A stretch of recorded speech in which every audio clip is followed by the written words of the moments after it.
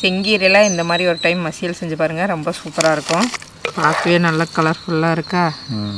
இது வந்து சுட சுட அப்படியே சாப்பாட்டில் வச்சு சாப்பிடல ரொம்ப நல்லா இருக்குங்க. கீரை வந்து இந்த தண்டங்கீரைனால நார் சத்து அதிகமாக இருக்குங்க மாமா, உடம்புக்கு ரொம்ப நல்லது.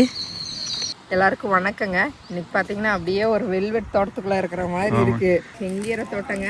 அப்படியே அந்த வெயிலுக்கு பார்த்தீங்கன்னா அந்த வெல்வெட்டில் அப்படியே நின்னோம்னா எப்படி ஒரு மாதிரி தகன்னு இருக்கு, அந்த மாதிரி அழகா இருக்கு. இன்னைக்கு நம்ம இந்த கீரை பறிச்சு தாங்க மாமா சமைக்க போகிறோம். கீரை பறிச்சுக்கலாங்க. பறிச்சிடலாம். அப்படியே நிலம் அப்படியே ஈரமாக இருக்குது கவிதா, அப்படியே இழுத்தோடனே போகும்போது வந்துடும். இந்த கீரை வந்து அப்படியே வேரோட தான் பறிக்கிறாங்க.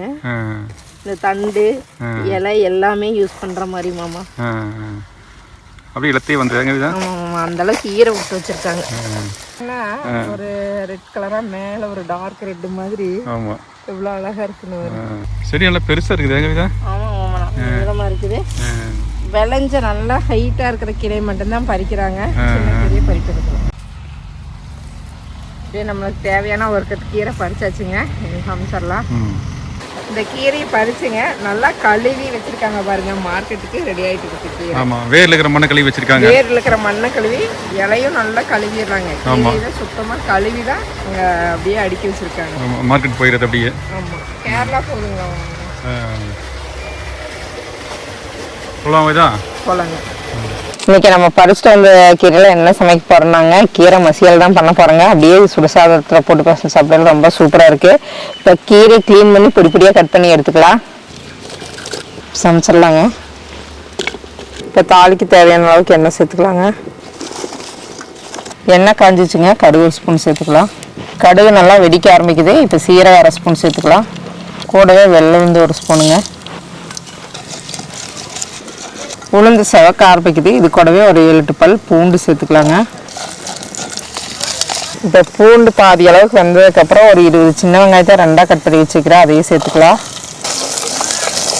ஒரு 4 காஞ்ச மிளகாய் சேர்த்துக்கலாங்க. வெங்காயம் நல்லா வதங்கிடுச்சுங்க. இப்போ ஒரே ஒரு தக்காளி மட்டும் கட் பண்ணி வச்சுக்க சேர்த்துக்கலாம்.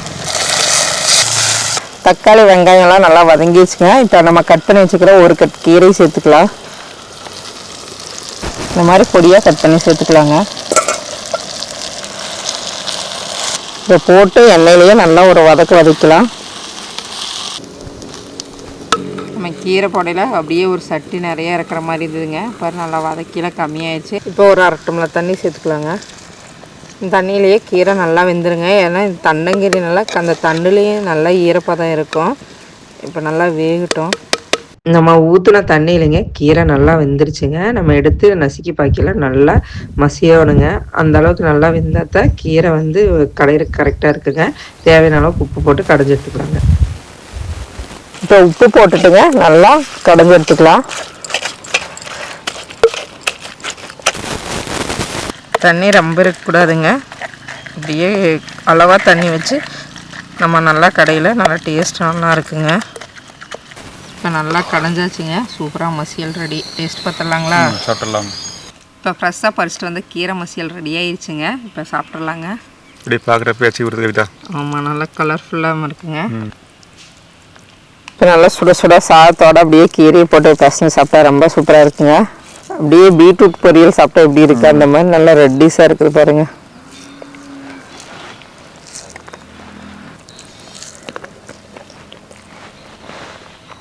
அருமையாக இருக்குமாம்மா.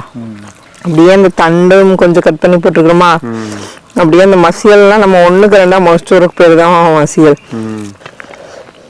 இந்த மசியல் ரெசிபி பிடிச்சிருந்தா நீங்களும் ஒரு தாட்டி சமைச்சு பாருங்க. செங்கீரை கிடைச்சா கண்டிப்பாக செங்கீரை செய்யுங்க. இல்லைன்னா கிடைக்கிற ஏதோ ஒரு கீரையில் செஞ்சு பாருங்க, ரொம்ப சூப்பராக இருக்குது. செஞ்சு பார்த்துட்டு இதோட டேஸ்ட் எப்படி இருக்குன்னு சொல்லுங்கள். தேங்க்யூங்க மாமா. நீங்கள்